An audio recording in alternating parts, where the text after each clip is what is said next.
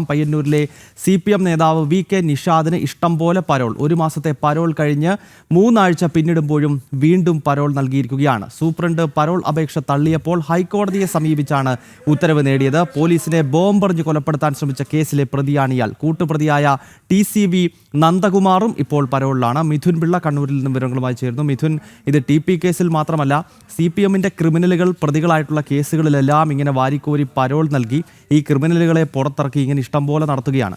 അപ്പോൾ കണ്ണൂർ ജില്ലയിൽ ഇത് തുടർച്ചയായി സംഭവിക്കുകയാണല്ലോ ഇത്തരം വിഷയങ്ങൾ.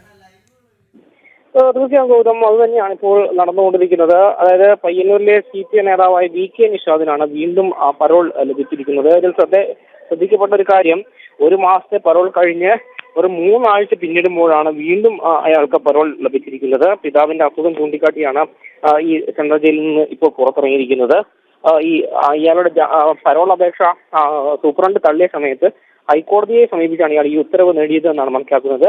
പോലീസിനെ ബോംബെറിഞ്ഞ് കൊലപ്പെടുത്താൻ ശ്രമിച്ച കേസിലാണ് ഇയാളെ നേരത്തെ ശിക്ഷിച്ചത്.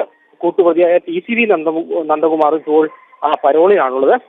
അതുകൂടാതെ നമുക്കറിയാം, ഈ കഴിഞ്ഞ നവംബർ 25-നാണ് ഇവരെ ഈ പോലീസിനെ ബോംബെറിഞ്ഞ് കൊലപ്പെടുത്താൻ ശ്രമിച്ച കേസുമായി ബന്ധപ്പെട്ട് 20 വർഷത്തേക്ക് കോടതി ശിക്ഷിച്ചത്. ആ ശിക്ഷ വിധിച്ച് ഒരു മാസം പോലും തികയുന്നതിന് മുൻപാണ് ഇവർക്ക് ആദ്യത്തെ പരോൾ ലഭിക്കുന്നതും പിന്നെ തുടർ പരോൾ ലഭിച്ചുകൊണ്ടിരിക്കുകയും ചെയ്യുന്നത്. ഗൗതം.